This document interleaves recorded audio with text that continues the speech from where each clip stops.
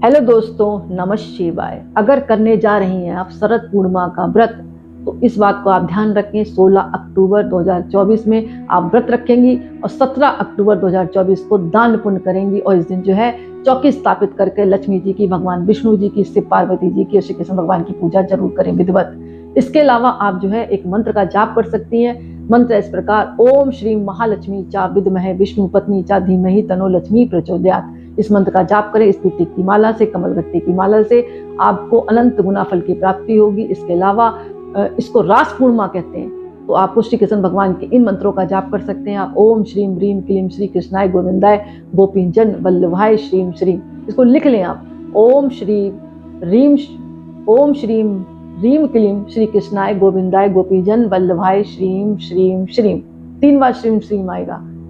इसके अलावा आप ओम कृष्णाय नमः, अगर कुछ नहीं आता तो ओम कृष्णाय नमः, ओम गोविंदाय नमः, इस तरह भी आप जाप कर सकती हैं। और भगवान को खीर बनाकर भोग लगाकर इसको चंद्रमा की रोशनी में दें, शाम को चंद्रमा को अर्घ्य दें और व्रत खोलें।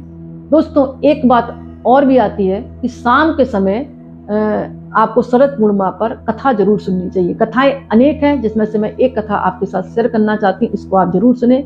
हालांकि कथा बहुत लंबी थी, मैं लघु रूप में आपको सुना रही हूँ। एक साहूकार था, उसकी 2 बेटियां थी। बड़ी बेटी विधि विधान से शरद पूर्णिमा का व्रत किया करती थी। छोटी रखती जरूर थी, लेकिन कुछ ना कुछ खा लेती थी, यानी हमेशा खंडित कर लेती थी, लेकिन बताती भी नहीं थी, झूठ बोल देती थी। जैसे जैसे बड़ी हुई वो, उनकी शादी साहूकार ने कर दी। अब बड़ी बेटी की संतान हुई, बहुत सुंदर हुई, अच्छी हुई, दीर्घायु प्राप्त हुई। और छोटी बेटी जब संतान होती तो वो खत्म हो जाती थी। यानी साहूकार बड़ा परेशान रहने लगा कि ऐसा क्या है। तो उन्होंने ब्राह्मण को बुलाकर पूछा। ब्राह्मण ने कहा कि अपनी छोटी बेटी को व्रत करवाओ, ये व्रत खंडित कर देती है। लेकिन वो स्वीकारती नहीं थी। फिर उसने विधि विधान से व्रत रखा, संतान तो हुई, लेकिन फिर उसने वही काम किया जो पहले करती आई, वो व्रत को खराब कर देती थी। फिर उसकी संतान की मृत्यु हो गई। अब उसने एक तरकीब सोची। जब शरद पूर्णिमा आई तो उसने क्या किया, अपना जो मरा हुआ बेटा था उसको एक पीढ़ियों पर लिटाल दिया और उसके ऊपर एक कपड़ा ढक दिया ताकि दिखाई ना दे। तब उसकी बहन आई ना, बड़ी वाली, पूजा करने, चंद्रमा को अर्घ्य देने गई, तो उसके पैर के नीचे उस बच्चे का मतलब सर पड़ गया। तो उसके जो लहंगा पहना हुआ था उसकी किनारी उससे छू गई। जैसे ही छुई वो बच्चा बोलने लगा, क्योंकि बड़ी बेटी में बहुत तप आ गया था शरद पूर्णिमा का व्रत करके। वो लक्ष्मी जी का व्रत करती थी, विधि विधान से रहती थी, निर्जल व्रत रखती थी और पूरे दिन लक्ष्मी जी को याद करती थी। तो उसमें तप था, उसकी लहंगे की किनारी में भी इतना तप आ गया था। तो वो बच्चे की चीख की आवाज सुनी तो बड़ी बेटी ने देखा, अरे क्या है।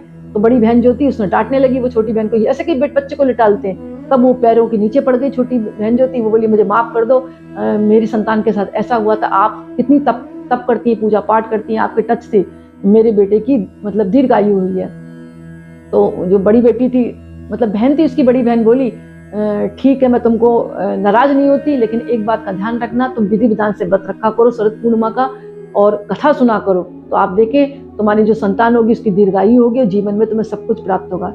छोटी बेटी ने, मतलब उसकी तो बहन थी ना, वो छोटी बहन ने बड़ी बहन से माफी मांगी। फिर उसको अपनी गलती का एहसास हुआ। फिर उसने विधि विधान से जो है शरद पूर्णिमा का व्रत प्रारंभ कर दिया। जैसे बड़ी बहन रहती थी वैसे छोटी बहन रहने लगी। अंत में जो है उसको सब कुछ प्राप्त हुआ। उसकी संतान हुई, संतान की भी दीर्घायु हुई और घर में सुख समृद्धि आई। तो दोस्तों, समझे आप शरद पूर्णिमा की महिमा। कहीं कहीं ये भी कहा जाता है कि माँ लक्ष्मी का जन्म उत्सव मनाया जाता है। तो जितना हो सके तो सुहागिन महिलाओं का आप अपमान ना करें इस दिन। कन्या पूजन जरूर करें, क्योंकि लक्ष्मी का स्वरूप मानी जाती है कन्याएं। जितना हो सके घर की लक्ष्मी का भी आपको अपमान नहीं करना। उस दिन जो है शांति बनाए रखें, घर के लिए घर में कलेश ना करें और नाखून बाल बिल्कुल नहीं काटने आपको इस दिन। इस बात का आप ध्यान रखें। और जितने भी पवित्र पेड़ हैं इनको आप जल से सींचें, मीठे जल से सींचें और इन पर दीपदान करें। तो दोस्तों, आज का वीडियो मैं यहीं समाप्त करती हूँ। कमेंट्स में नमः शिवाय जरूर लिखें। बहुत बहुत धन्यवाद।